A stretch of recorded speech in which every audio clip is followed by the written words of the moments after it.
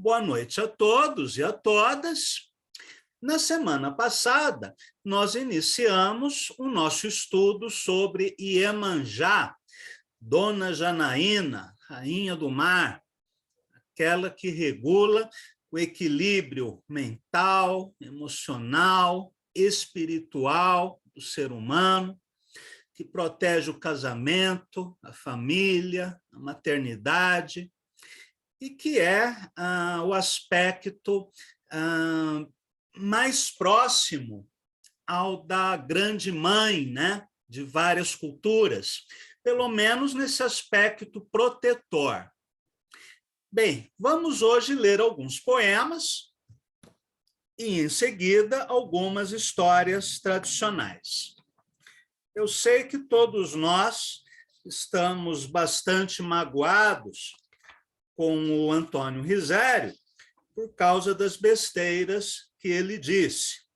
Mas, apesar disso, Antônio Risério tem os seus méritos, entre eles, né, um dos maiores, é a organização deste livro, né, Oriki Orixá, com vários ensaios e traduções que ele fez do Iorubá para o português, de diversos oriquis africanos, não se atendo apenas ao sentido literal, mas procurando também recriar a poesia, né, desses cantos ou poemas orais africanos.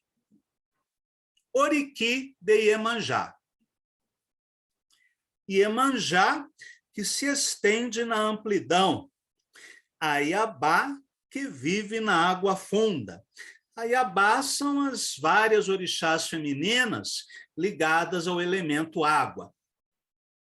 Faz a mata virar estrada. Bebe cachaça na cabaça. Permanece plena em presença do rei. Iemanjá se revira quando vem a ventania. Gira e rodopia em volta da vila.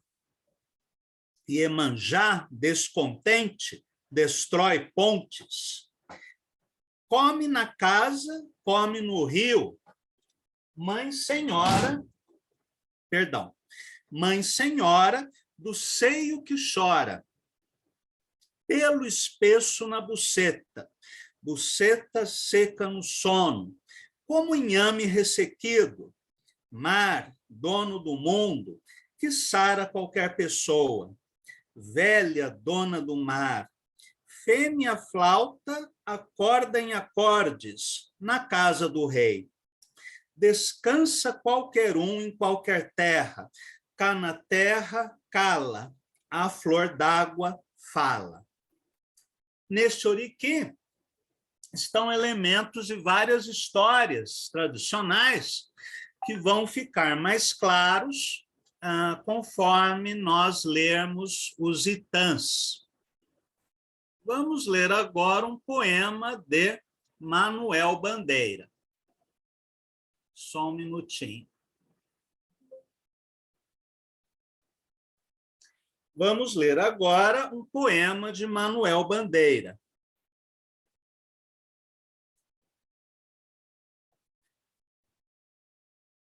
Dona Janaína. Dona Janaína, sereia do mar. Dona Janaína, de maiô encarnado. Dona Janaína vai se banhar. Dona Janaína, princesa do mar. Dona Janaína tem muitos amores. É o rei do Congo, é o rei de Aluanda, é o sultão dos matos, é São Salavá. Saravá, Saravá. Dona Janaína, rainha do mar. Dona Janaína, princesa do mar. Dai-me licença para eu também brincar no vosso reinado. A popularidade de Iemanjá pode ser medida pela sua presença na poesia modernista brasileira, onde apenas Xangô tem um número, né, de poemas equivalente. Vamos ler agora Jorge de Lima. Aliás, é um livro muito interessante de Jorge de Lima, que vocês encontram na estante virtual, que é Poemas Negros, em que há vários poemas inspirados nos orixás. Vamos lá. Rei é Oxalá, rainha é Iemanjá. Rainha é Iemanjá, que pariu Oxalá sem se manchar. Grande santo é Ogum em seu cavalo encantado. Eu, Pumba, vos dou cural. Dai-me licença, Angana, porque a vós respeito. E a vós peço vingança contra os demais aleguás e capiangos brancos, agô, que nos escravizam, que nos exploram. A nós, operários africanos, servos do mundo, servos dos outros servos, Oxalá, Iemanjá, Ogum, há mais de 2000 anos, o meu grito nasceu. Neste poema, Jorge de Lima, estranhamente, atribui a maternidade de Oxalá a Iemanjá. Não me lembro de ter lido isso em nenhuma história tradicional. Em geral, Iemanjá é apresentada como esposa de Iemanjá, mas nunca como a sua mãe. Vamos ler agora um poema de Vinícius de Moraes.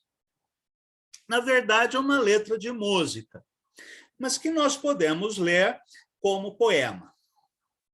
Iemanjá, Iemanjá, Iemanjá é Dona Janaína, que vem. Iemanjá, Iemanjá, Iemanjá é muita tristeza, que vem. Vem do luar no céu, vem do luar no mar, coberto de flor, meu bem, de Iemanjá. De Iemanjá a cantar o amor e a se mirar, da lua triste no céu, meu bem, triste no mar.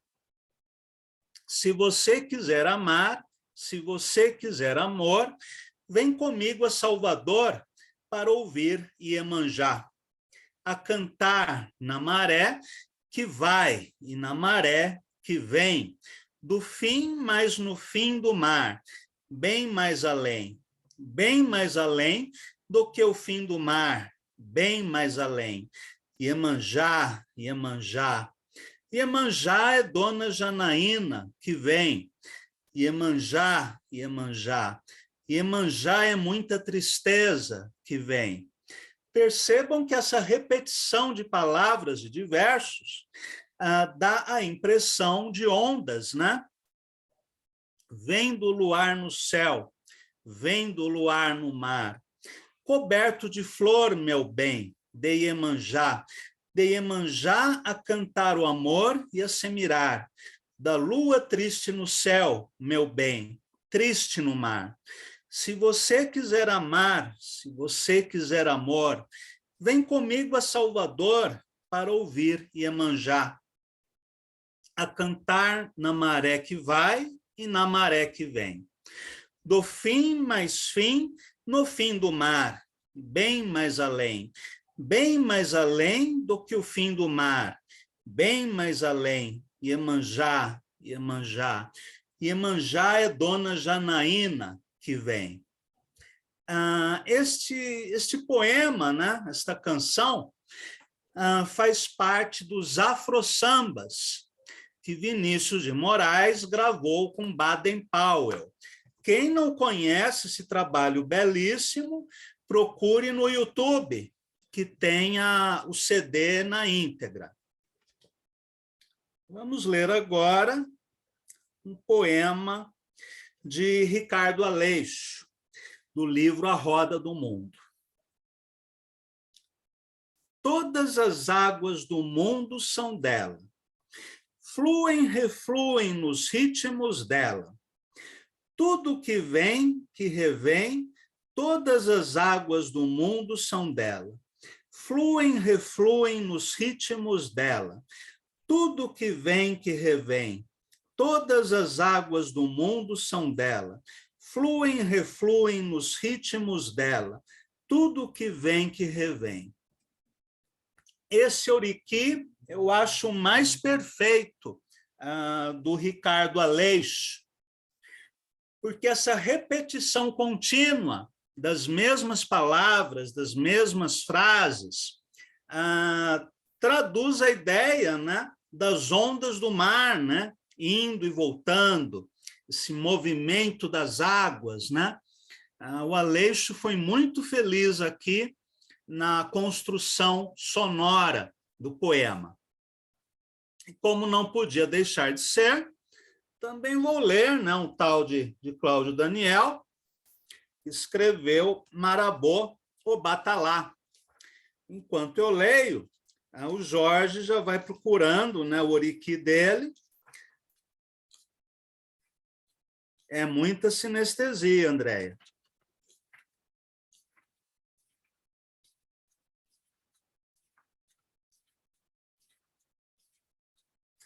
Iemanjá. Iá Omoejá, dona da minha cabeça. Iá Omoejá, sabe todos os mistérios. Iá Omoejá, dona de toda a beleza. Iá Omoejá, sabe todos os caminhos. Iemanjá Oguntê, de teu ventre saiu Olossá. Iemanjá Oguntê, de teu ventre saiu Odé. Iemanjá Oguntê, de teu ventre saiu Xangô. Iemanjá Auá Abô Aiô. Canta e encanta o rei. Iabá Odê Ire Xê. Canta e encanta o mar. Alocó Peilê Guibê Auiô. Canta e encanta a mim. Iemanjá Olossá, dona do mar e de mim. Haja água de águas para todos os seus filhos. Iemanjá Olossá, dona do mar e de mim. Haja paz no mundo pó para todos os teus filhos. Mulher flauta, dei fé, cura teus filhos da usura. Mulher flauta, dei fé, cura teus filhos da loucura. Iemanjá, Assabá, filha de Olocum, Odoiá e Iemanjá. Então, essa é a minha contribuição para celebrar a Senhora das Águas. Jorge, por favor. Prazer, mestre. Boa noite a todos. Para Iemanjá, ao despertar, a água está mais limpa. Cavalga ondas no mar, sai do rio como arco-íris, rodopia no vento forte. Dona de todas as cabeças, flauta mulher, toca na corte do rei, cura as pessoas. Fecunda desde a juventude, se enfeita sozinha, come em casa, come no rio, mãe dos seios enormes, muitos pelos na vagina, apertada como inhame seco. Guardiã, cria as crianças, vê um carneiro e dança. Descontente, derruba pontes, desirmana-se. De suas tetas chorosas nasceram 2 rios. Do estômago crescido nasceram os orixás, estrelas, nuvens, o sol, a lua. Mãe do rio das águas profundas, da casa de Olocum. Iemanjá é água, e nada se pode fazer sem água. Odoiá. Muito bom, Jorge. Vamos ler agora, então, as histórias tradicionais que o Reginaldo Prandi coletou nesse livro maravilhoso, Mitologia dos Orixás. Vamos lá. Iemanjá cura Oxalá, e ganha o poder sobre as cabeças. Quando Olodumare fez o mundo, deu a cada orixá um reino, um posto, um trabalho. A Exu deu o poder da comunicação e a posse das encruzilhadas. A Ogum deu o poder da forja, o comando da guerra e o domínio dos caminhos. A Oxóssi, ele entregou o patronato da caça e da fartura. A Obaluaiê deu o controle das epidemias. Olodumare deu ao Xumaré o arco-íris e o poder de comandar a chuva, que permite as boas colheitas e afasta a fome. Xangô recebeu o poder do trovão e o império da lei. Oiá e Ansan ficou com o raio e o reino dos mortos, enquanto Euá foi governar os cemitérios. Olodumare deu a Oxum o zelo pela feminilidade, riqueza material e fertilidade das mulheres. Deu a Oxum o amor. Obá ganhou o patronato da família. E Nanã, a sabedoria dos mais velhos, que, ao mesmo tempo, é o princípio de tudo, a lama primordial com que o Batalá modela os homens. A Oxalá deu Olodumare o privilégio de criar o homem, depois que Odudua fez o mundo. E a criação se completou com a obra de Oxaguian, que inventou a arte de fazer os utensílios, a cultura material. Para Iemanjá, Olodumare destinou os cuidados de Oxalá. Para a casa de Oxalá, foi Iemanjá cuidar de tudo. Da casa, dos filhos, da comida, do marido, enfim. Iemanjá nada mais fazia que trabalhar e reclamar. Se todos tinham algum poder no mundo, um posto pelo qual recebiam sacrifício e homenagens, por que ela deveria ficar ali, em casa, feito escrava? Iemanjá não se conformou. Ela falou, falou e falou nos ouvidos de Oxalá. Falou tanto que Oxalá enlouqueceu. Seu ori, sua cabeça, não aguentou o falatório de Iemanjá. Iemanjá deu-se então conta do mal que provocara e tratou de Oxalá até restabelecê-lo. Cuidou de seu ori enlouquecido, oferecendo-lhe água fresca, obis deliciosos, apetitosos pombos brancos, frutas dulcíssimas, e Oxalá ficou curado. Então, com o consentimento de Olodumare, Oxalá encarregou Iemanjá de cuidar do ori de todos os mortais. Iemanjá ganhara, enfim, a missão tão desejada. Agora ela era a senhora das cabeças. Por isso eu disse no início que Iemanjá cuidava do equilíbrio mental, emocional e espiritual dos seres humanos, porque ela cuida de nossas cabeças. Também por esse aspecto, e por ser mãe de todos os orixás, ou de quase todos eles, Iemanjá é como se fosse a mãe ou a avó de todos os seres humanos. Deixa só eu mostrar uma coisa para vocês que eu esqueci.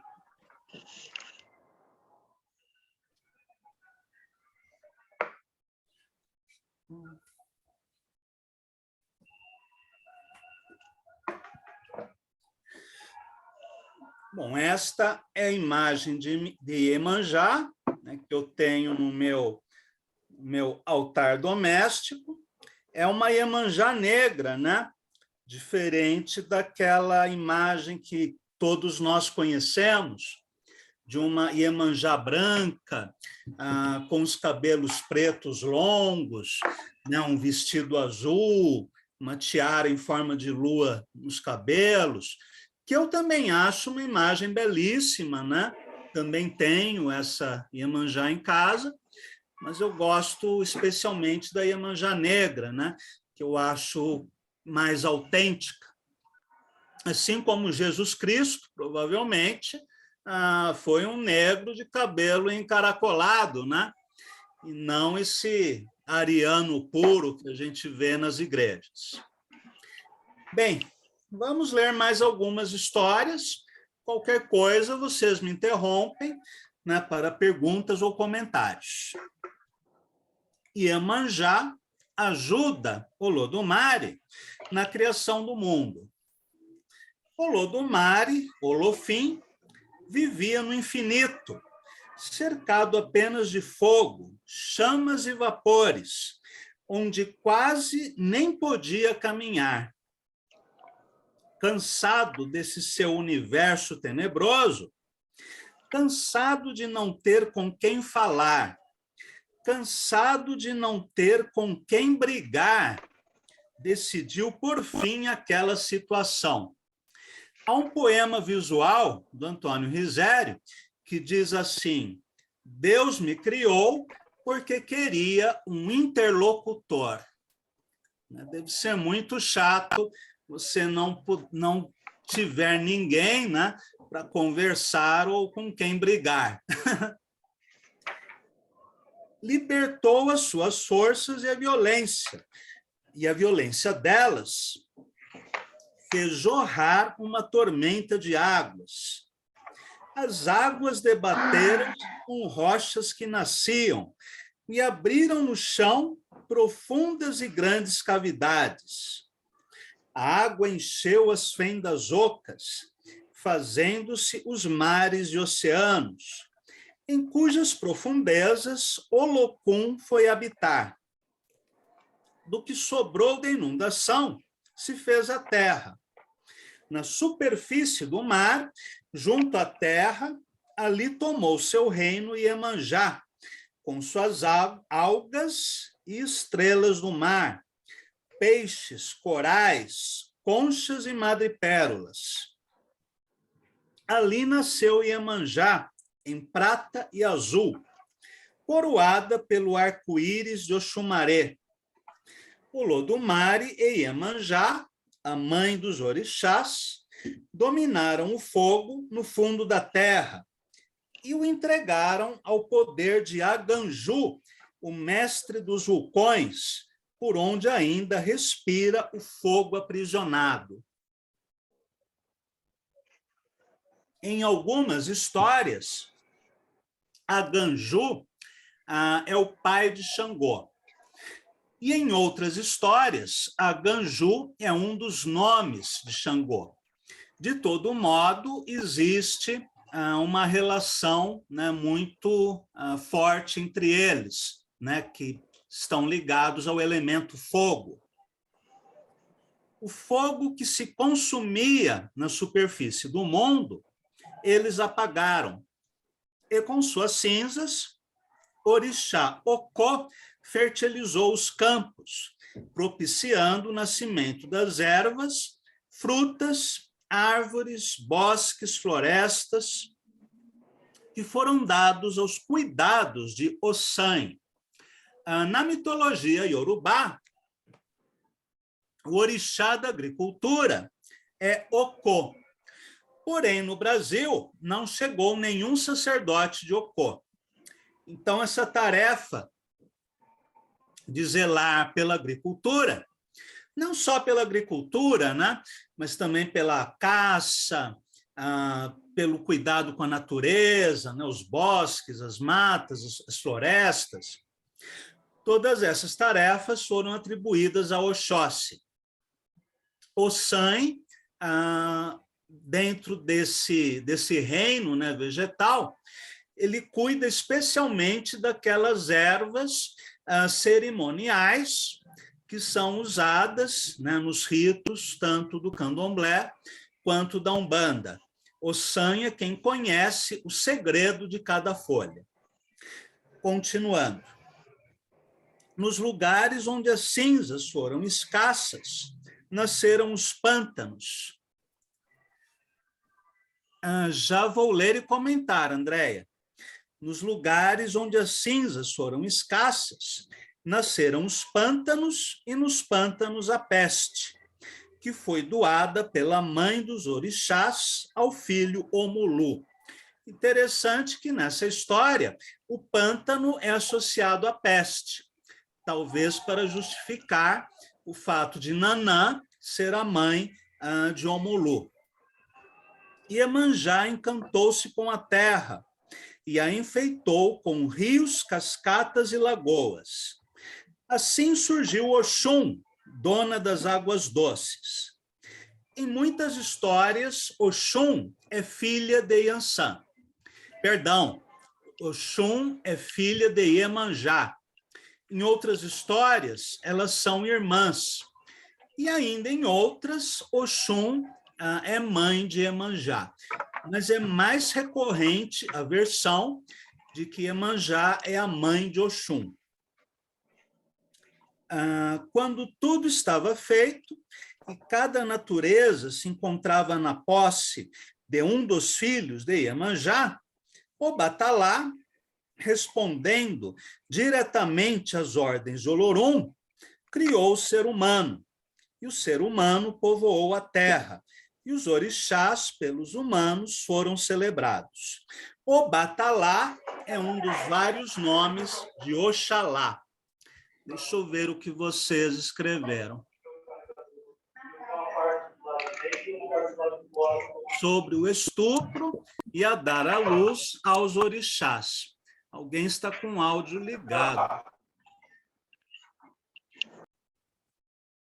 Então, Andréia, há várias histórias em que, por exemplo, Xangô é filho de Iemanjá e ele estupra a própria mãe.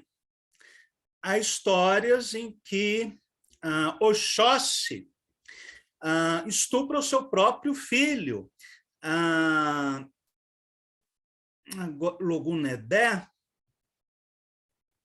Logunedé, em que Oxóssi estupra o Logunedé. Também há várias histórias em que Ogum, né, comete vários estupros. Né? Ogum, em especial, é mostrado como um orixá muito violento. Agora, na minha opinião, nós temos que relativizar essas histórias. Elas não precisam ser lidas sempre ao pé da letra. É a grande questão de todas as religiões, né?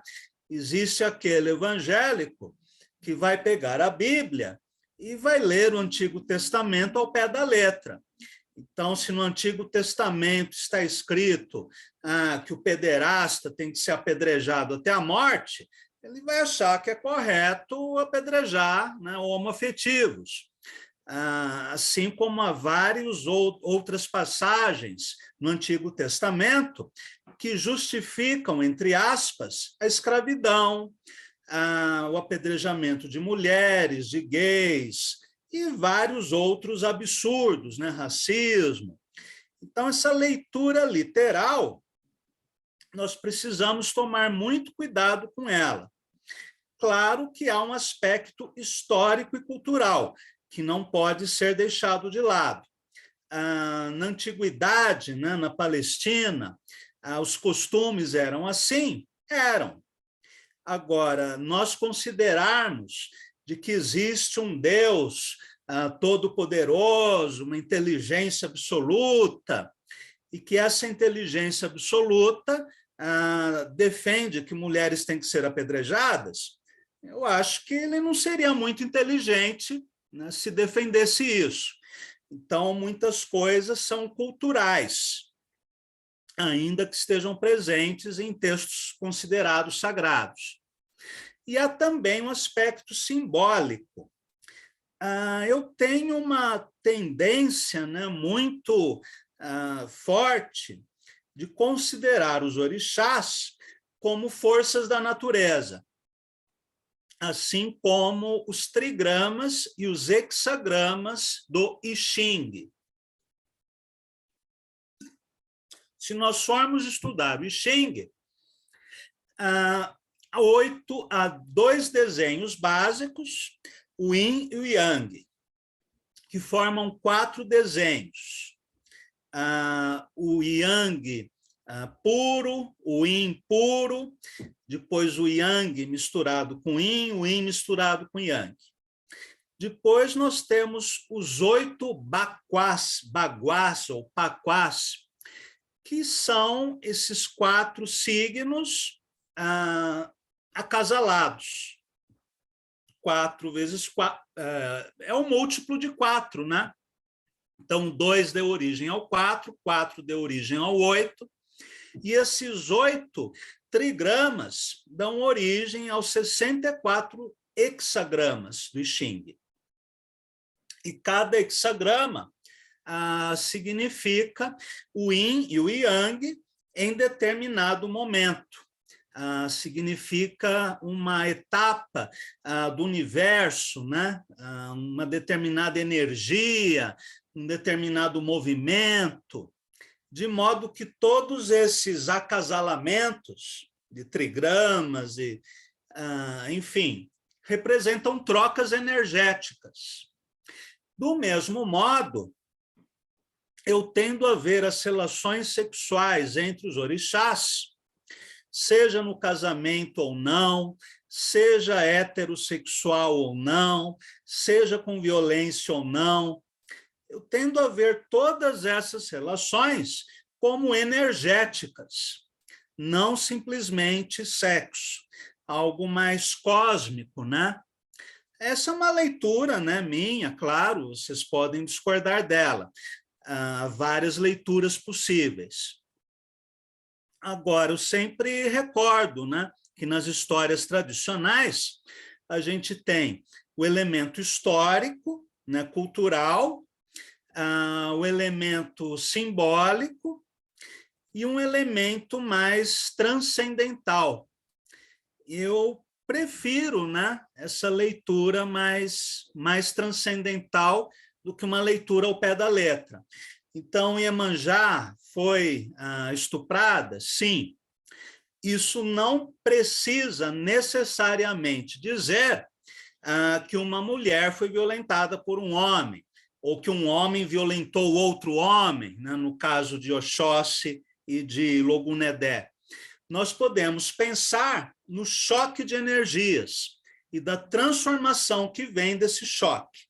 Mas aí são várias leituras, né, várias interpretações, né? Aí cada um pode formar a sua própria leitura. Bem, vamos prosseguir.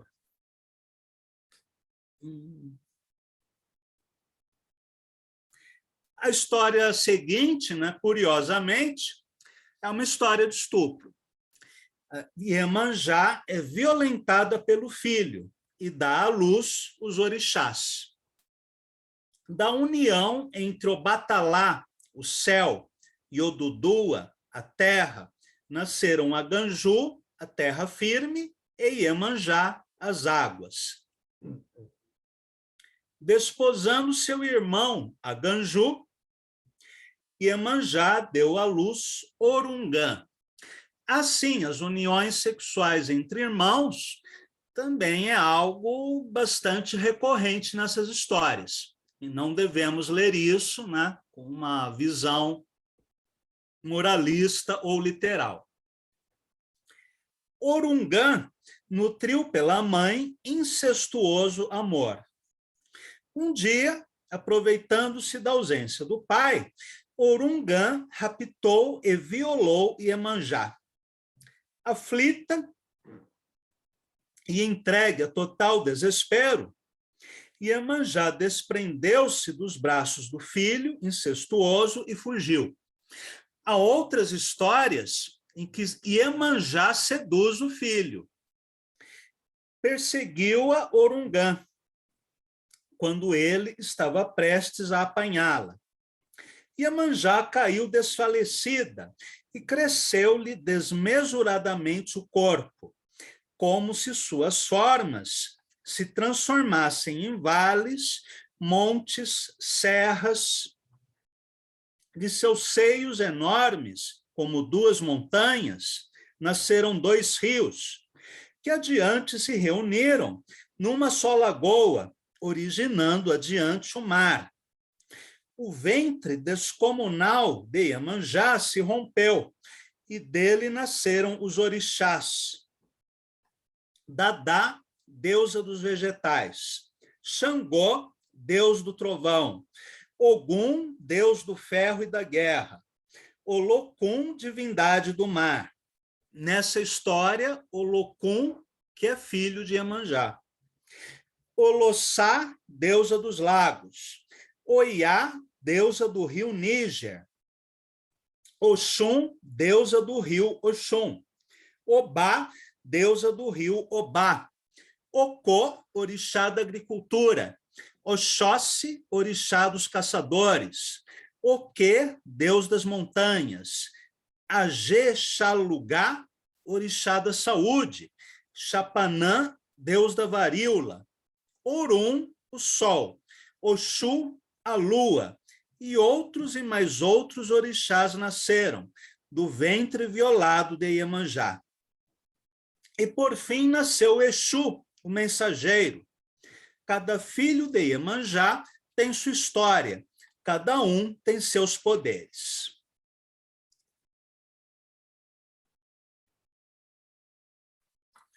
Vamos ler mais algumas histórias. Bom, o mito do dilúvio não é exclusividade judaico-cristã. Está presente na cultura maia, na cultura iorubá, na cultura do Egito Antigo e em várias outras culturas. Deixa eu ver o que a Andréia escreveu.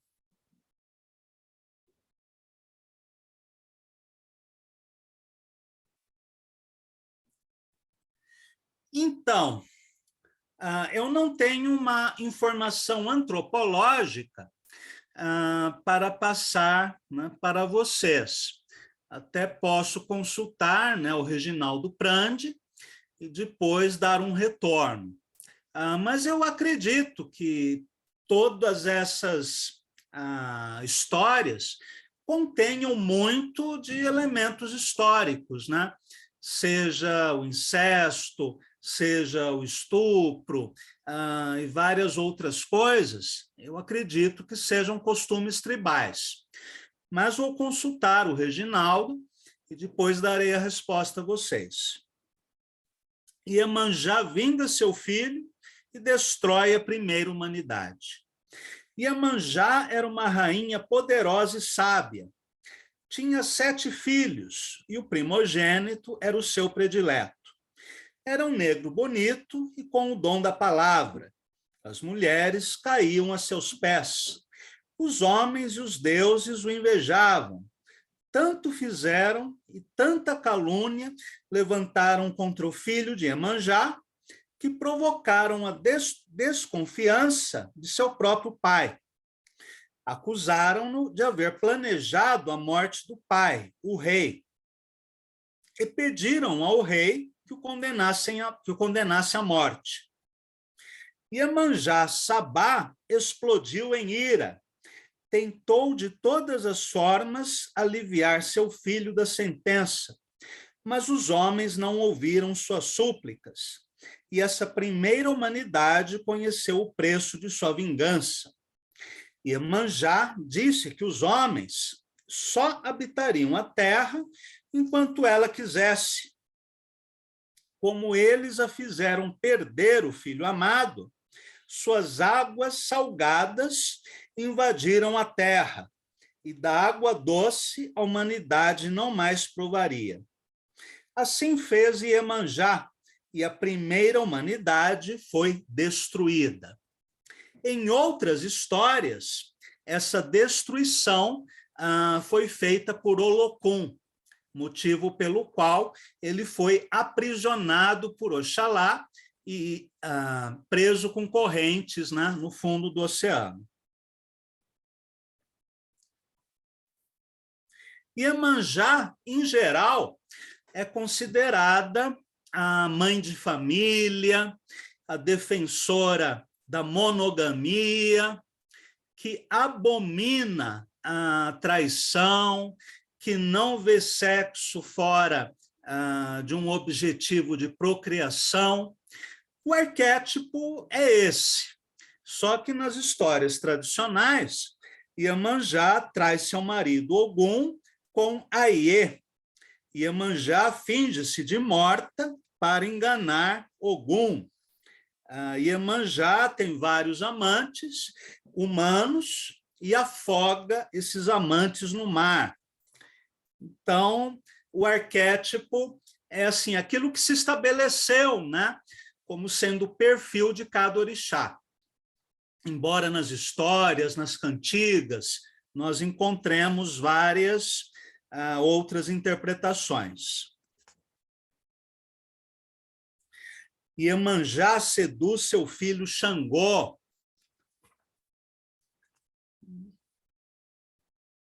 Bom, já são 19h32, né?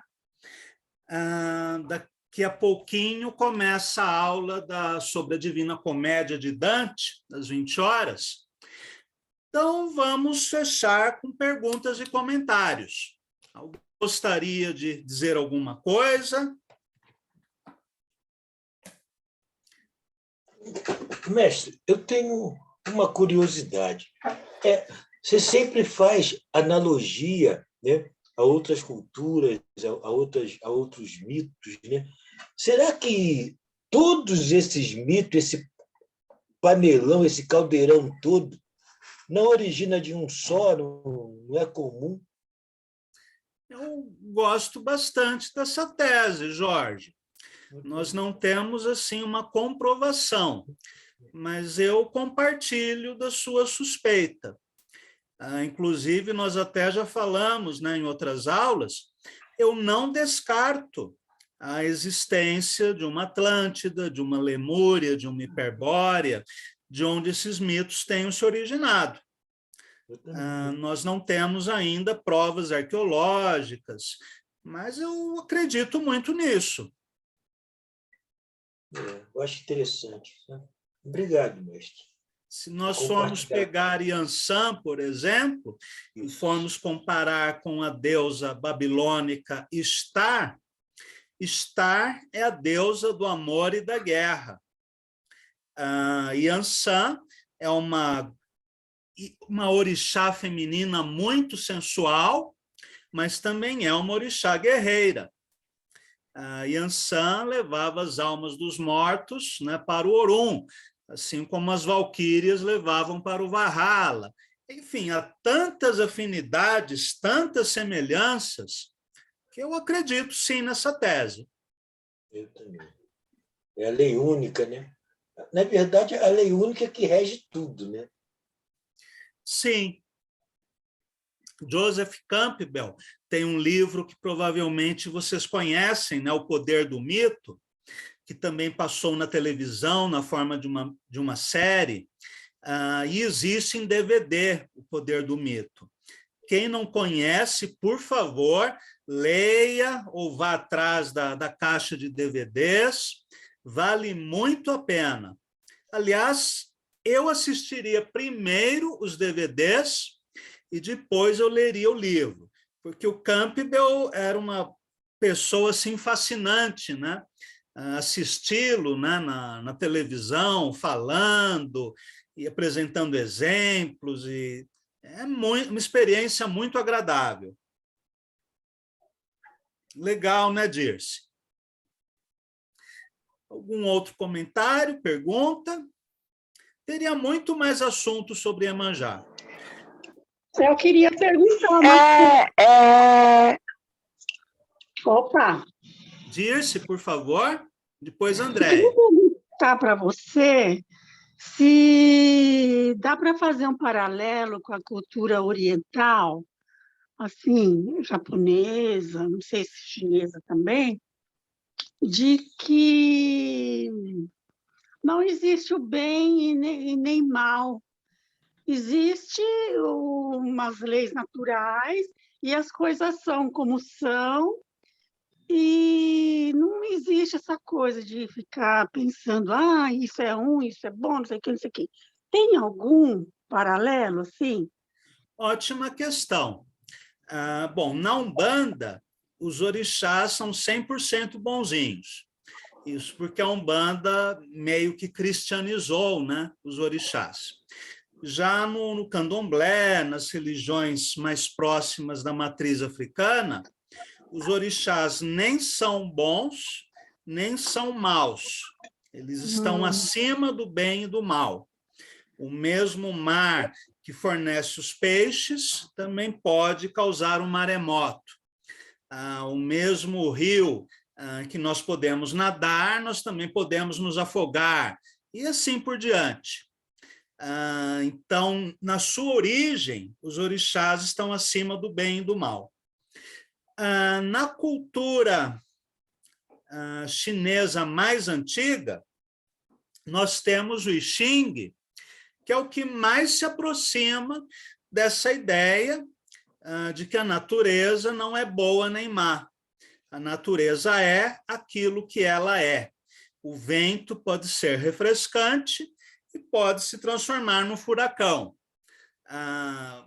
Um determinado elemento, o fogo, pode nos aquecer, né, no inverno, se estamos perto de uma fogueira, de uma lareira, ou nós podemos ser queimados vivos e sofrer de uma dor imensa. O fogo não é bom nem é ruim, a água não é boa nem ruim. Então, tudo depende das várias situações. E no I Ching, isso é muito claro, né? Já que cada hexagrama significa que os 2 trigramas se encontram ou acima ou abaixo, com significados muito precisos. Em termos de mitologia, nós temos no budismo a Kuan Yin, na China, que é chamada de Kannon pelos japoneses, que, embora não tenha ligação com a água, pode ser aproximada de Iemanjá como a grande mãe, embora a Kannon represente, sobretudo, a compaixão. Ela não tem esse elemento sexual, ela é o amor no sentido pleno, né? O amor universal a todos os seres. Então, é o que tem de mais próximo da grande mãe. Agora, as divindades taoístas, as divindades shintoístas, que são espíritos da natureza, permitem também uma aproximação com os orixás, porque na natureza não há o bem absoluto nem há o mal absoluto. Muito bem. Andréia, por favor. Interessante, viu, Cláudia? A gente teria muito mais para conversar, né? Mas fica para outra vez. Andréia? Voltando à questão da Umbanda, eu sou batizada na Umbanda, eu nasci na Umbanda, e a Umbanda, ela tem a questão da benevolência, né? A questão boazinha e tal. E só para retratar a coisa da Umbanda, eu sou filha de chefe da Umbanda, cresci na Umbanda, vivo na Umbanda até hoje, ok? Eu tenho um lado kardecista, que é meu lado bonzinho, tá? E a Umbanda, ela tem um lado muito bom, um lado, né, da questão boa dos orixás, dos santos, enfim, do sincretismo, etc. Mas a Umbanda não é só isso. Nós temos um lado de esquerda muito forte, Nosso lado da esquerda é um lado que é muito forte. Como o candomblé, nós temos o lado da esquerda. O lado da esquerda é um lado pesado, é um lado que trabalha com a esquerda real, e é um lado que trabalha com a esquerda mesmo, com coisas que eu não vou descrever aqui, As porque não pombagiras vale a Exus, né? pena.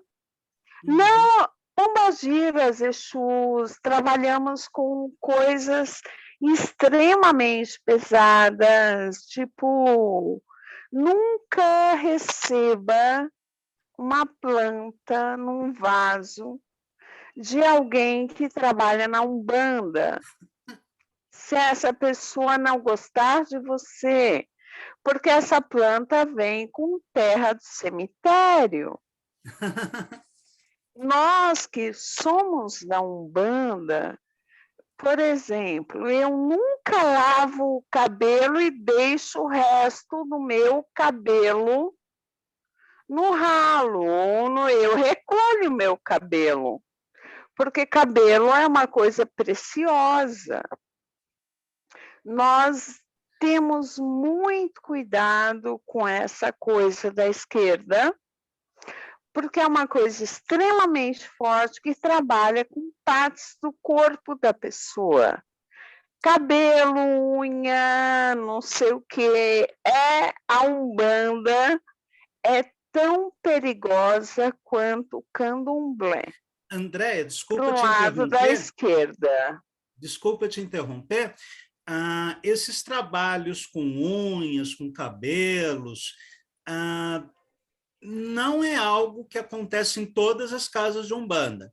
Até porque tem várias linhas. É algo muito, é aquilo que eu falei no primeiro contato que nós tivemos.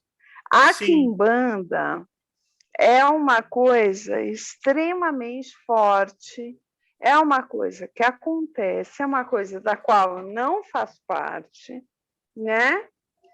Mas que, assim, a gente sabe que acontece, e é extremamente séria. É algo assim. Quando a gente fala da Umbanda, a gente tem que tomar cuidado, porque a Umbanda não é essa flor. A Umbanda é uma coisa que é tão perigosa ou mais que o candomblé. Desculpa te interromper, Andréia, porque daqui a 15 minutos eu vou dar uma outra aula. Eu preciso fazer um intervalo entre uma aula e outra. Só comentando no que você disse, tem várias linhas na Umbanda. Existe uma Umbanda, por exemplo, que oferece comida para santo. Esse é um tipo de Umbanda mais próxima do candomblé. Tem Umbanda muito mais próxima do espiritismo. Aí é uma coisa mais branca, mais de classe média, né, que não lida tanto com esquerda. Aquela coisa basiquinha. Existe uma Umbanda em que o elemento indígena é muito forte. Sim, há várias claro. linhas, né? Na época que você me falou, né, sobre cabelo, unha, eu conversei com o pai de santo, né, da casa que eu frequentava na época, e ele me disse que nunca ouviu falar, né, de uso, né, de unha, cabelo, ou qualquer elemento, né, do corpo humano. Deve ser muito light. É uma linha. Há várias outras linhas. A Umbanda Sagrada, né, por exemplo, do Rubens Sarraceni, que eu acho interessante. E na própria Umbanda Sagrada, a interpretação que eles fazem, né, dos Exus e das pombagiras é bem cor-de-rosa, né? É bem light. É muito cor-de-rosa. Tem essa outra Umbanda, né, mais forte que você conhece. Eu tenho alguns centros, algumas coisas que o pessoal fala assim, olha, é muito bom que se associe à imagem do negro, à imagem da nossa cultura negra, à imagem da cultura branca. Porque isso facilita muito que nós sobrevivamos. Porque aqui onde eu moro, por exemplo, eles põem fogo nos centros de candomblé, nos centros de umbanda, Até em Salvador. Quando acham um trabalho, etc. Porque eu estou aqui no olho do furacão, né? Porque a Bahia é o olho do furacão. Sim. Então, aqui nós vivemos com a violência. Não existe mimimi, existe